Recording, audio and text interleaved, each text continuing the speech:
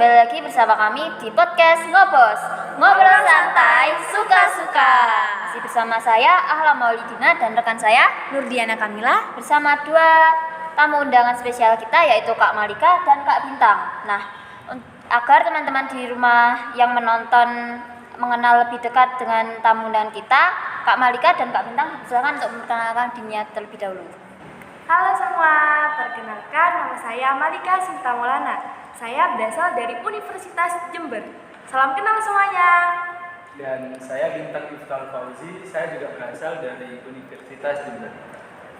Nah, pada kesempatan kali ini kita akan ngobrol-ngobrol santai mengenai apresiasi puisi nih. Nah, salah satunya yaitu dengan pendekatan didaktis nih Kak. Nah, saya itu memahami bahwa pendekatan didaktis merupakan pendekatan dalam apresiasi puisi atau dalam sebuah karya sastra yang mana pendekatannya itu berupa gagasan, tanggapan evaluatif dan juga sikap pengarang dalam kehidupan sehari-hari.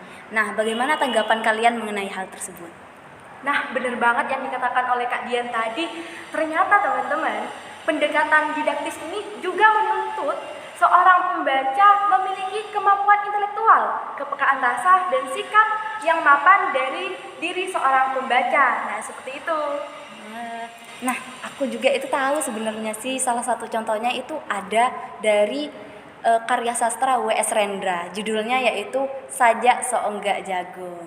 Nah, dari puisi Sajak Soonggak Jagung nih, menurut kalian apa sih isi dari ini? Apa sih maksudnya? Menurut saya sendiri ya, isi dari puisi ini yaitu terdapat dua orang pemuda yang memiliki latar belakang yang berbeda. Untuk orang yang pertama, orang yang nggak berpendidikan atau kurang akan pendidikan gitu ya. Dan orang yang kedua itu orang yang berpendidikan. Itu sih simpelnya dari latar belakang puisi ini.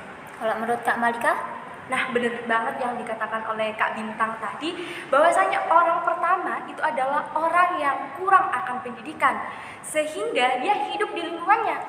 Lingkungannya mana? Yang ia tempat lahir gitu. Jadi karena ia walaupun ia tidak mempunyai pendidikan, tetapi ia kreatif, inovatif, sehingga ia bisa hidup di pedesaan dengan pengalaman yang banyak seperti itu. Seperti di sana kan banyak orang yang masih bekerja di tradisional, masih banyak yang ladang, sawah, pedesaan dan sebagainya. Tetapi orang ini bisa menempati posisinya dalam lingkungan tersebut seperti itu. Oh, berarti dari puisi Sajak Soonggak Jagung itu menceritakan tentang pemuda yang banyak belajar dari lingkungan sekitar rumahnya ya? Nah, bener banget. Makanya judul kita itu adalah Soonggak Jagung. Nah, seperti yang tadi saya bilang, bahwa orang ini walaupun tidak memiliki pendidikan yang bisa dibilang mapan, tapi dia bisa kreatif, dia bisa bekerja. Contohnya, pada saat dia mempunyai seonggok jagung di kamarnya, dia berinisiatif melakukan atau bertindak mengolah seonggok jagung tersebut dengan berupa tepung maizena, jajan, cemilan, dan sebagainya seperti itu. Wah, mungkin dari Kak Bintang sendiri nih, bagaimana sih pandangannya? Kalau menurutku ya, jangan lupa di sini ada dua orang pemuda yang memiliki latar belakang yang berbeda. Yang sudah dijelaskan sama Kak Malika tadi kan pemuda yang memiliki latar belakang nggak punya pendidikan atau kurang akan pendidikan. Nah, di sini ada pemuda yang memiliki pendidikan. Di situ ada pemuda yang baru lulus dari SMA atau apa namanya kalau SMA itu? SLTA. Oh, SLTA ya. Nah, pemuda itu merasa bingung mau melanjutkan kehidupannya seperti apa. Di sini jadi kita bisa simpulkan bahwa ada dua orang pemuda yang sudah dijelaskan sama Kak Malika itu yang bisa melanjutkan kehidupannya dengan cara mengolah bahan-bahan yang ada di sekitarnya. Dan untuk pemuda yang kedua, pemuda yang berpendidikan itu tadi, dia bingung akan kehidupan selanjutnya. Seperti itu. Wah, materi kali ini sangat menarik ya Kak. Ya. Nah, mungkin sebelum kita masuk dalam analisisnya, kita harus menyaksikan videonya. Nah, kita saksikan dulu ya videonya berikut ini. Sajak seonggok jagung. W.S. Rendra.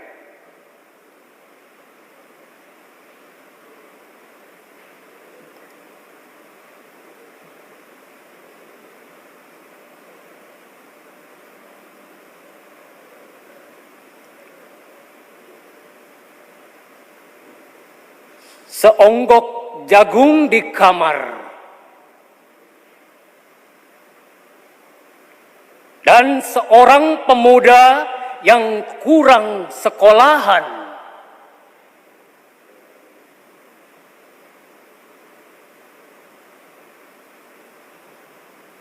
memandang jagung itu, sang pemuda melihat ladang, ia melihat petani, ia melihat panen. Dan suatu hari subuh, para wanita dengan gendongan pergi ke pasar.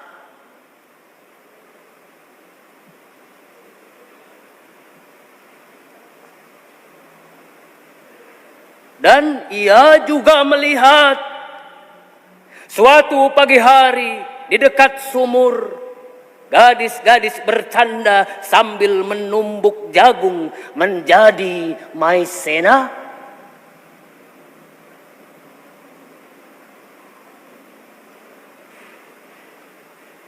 Sedang di dalam dapur, tungku-tungku menyala.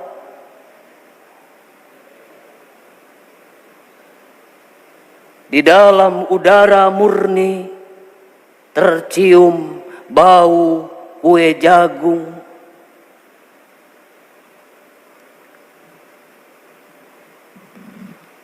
Seonggok jagung di kamar. Dan seorang pemuda, ia siap menggarap jagung. Ia melihat kemungkinan otak dan tangan siap bekerja, tetapi ini seonggok jagung di kamar. Dan seorang pemuda tamat SLA, tak ada uang, tak bisa menjadi mahasiswa, hanya ada seonggok jagung di kamarnya.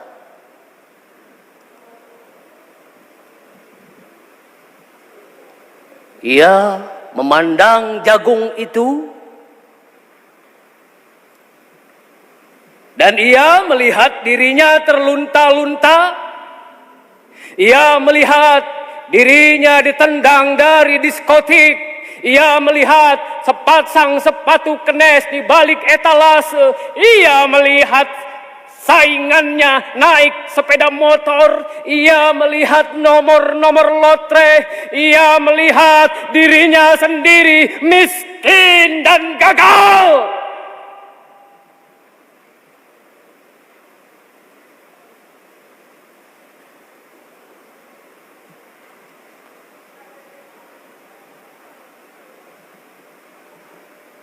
Seonggok jagung di kamar tidak menyangkut pada akal, tidak akan menolongnya.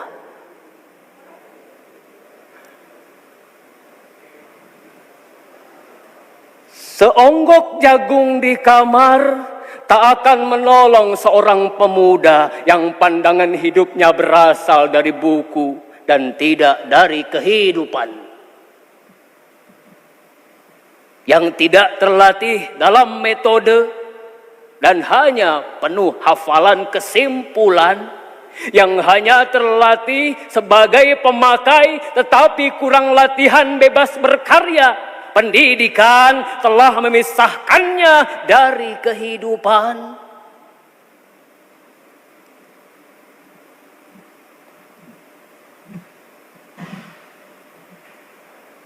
Aku bertanya, apakah gunanya pendidikan bila hanya akan membuat seseorang menjadi asing di tengah kenyataan persoalannya?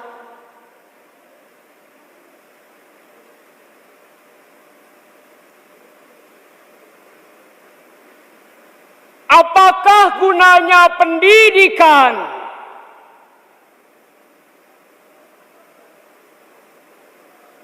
bila hanya mendorong seseorang menjadi layang-layang di ibu kota, kikuk pulang ke daerahnya?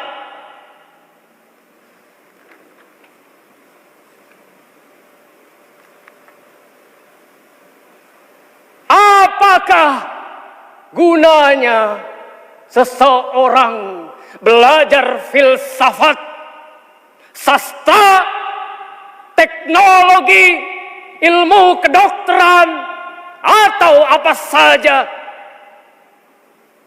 bila pada akhirnya ketika ia pulang ke daerahnya lalu berkata,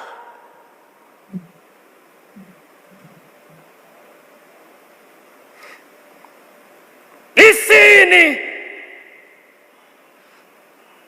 aku merasa asing dan sepi.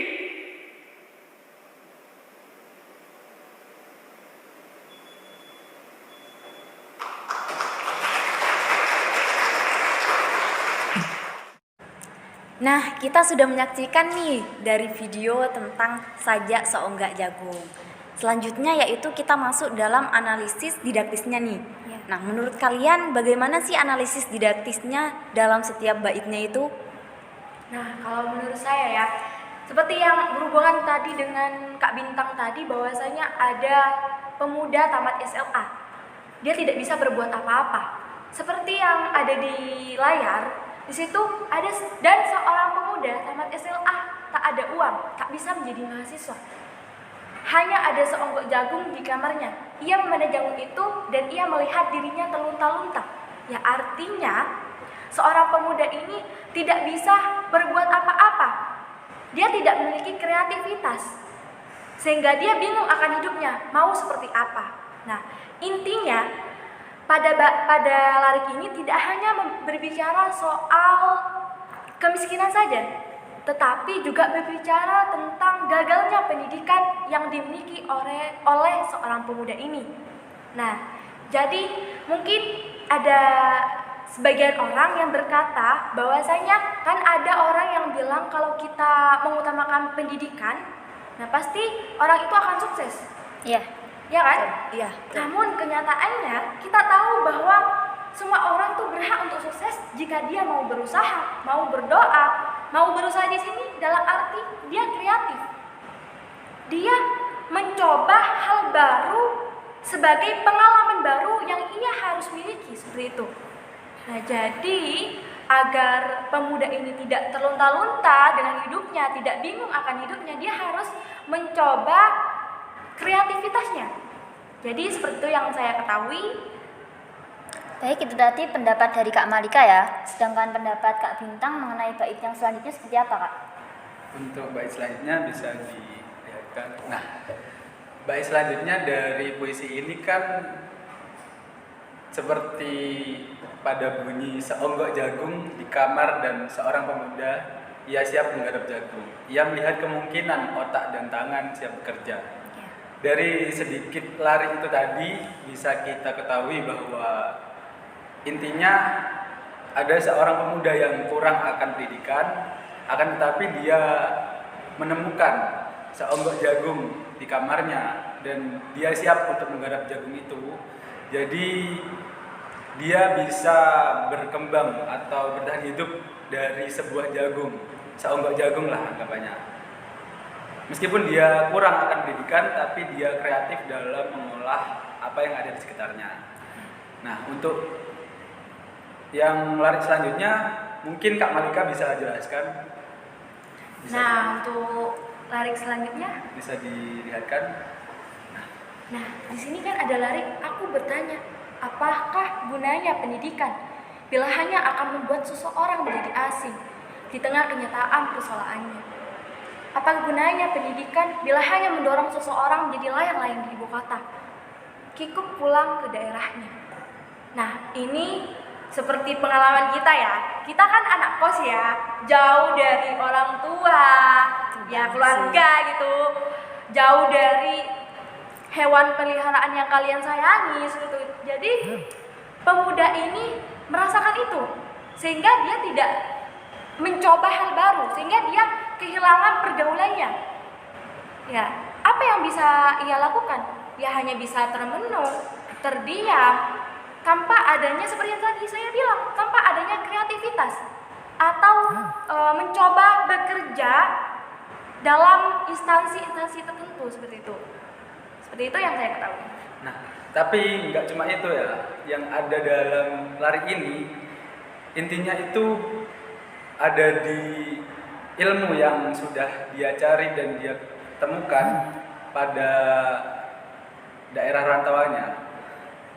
Tentang seperti pada bait, apakah gunanya seseorang belajar filsafat, sastra, teknologi, ilmu kedokteran atau apa saja bila pada akhirnya ketika ia pulang ke daerahnya lalu berkata, di sini aku merasa asing dan sepi.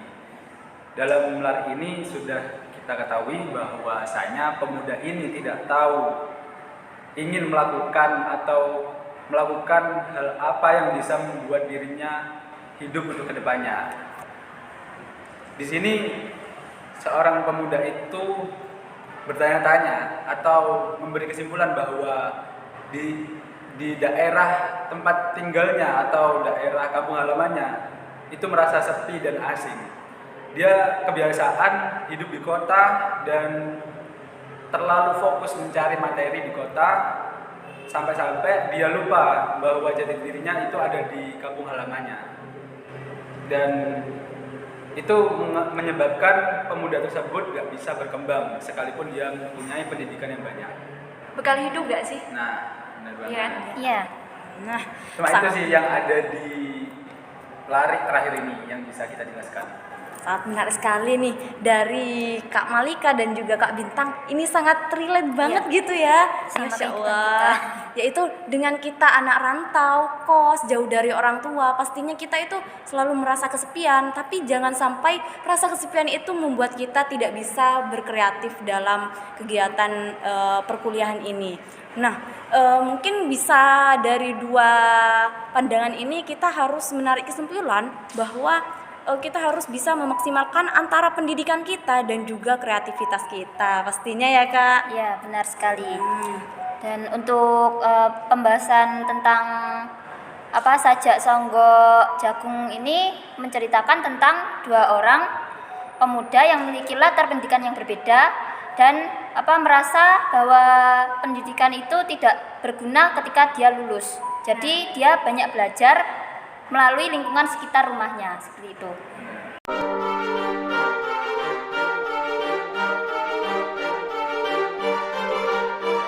Baik teman-teman, itu tadi pembahasan mengenai pendekatan didaktis pada karya sastra Sajak Seonggok Jagung karya W.S. Rendra. Saya selaku moderator meminta maaf apabila ada kesalahan dan kekurangan, dan terima kasih kepada tamu undangan yang sudah menyempatkan waktunya untuk hadir dalam podcast ini. Terima Jangan kasih lupa sudah mendengarkan kami. ya sama-sama. Jangan lupa like, komen, dan subscribe channel ini. Dan sampai jumpa di acara podcast Ngobos selanjutnya. Dadah. Dadah, sarage semuanya. Love you, Ma.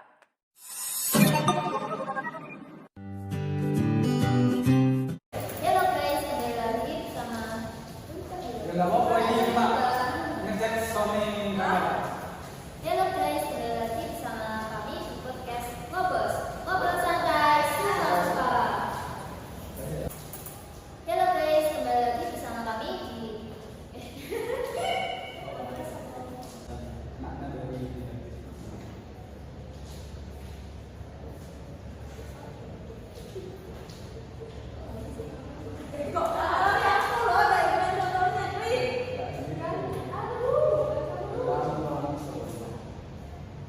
kayak itu bintang dari semalam. Iya, nggak kena aku.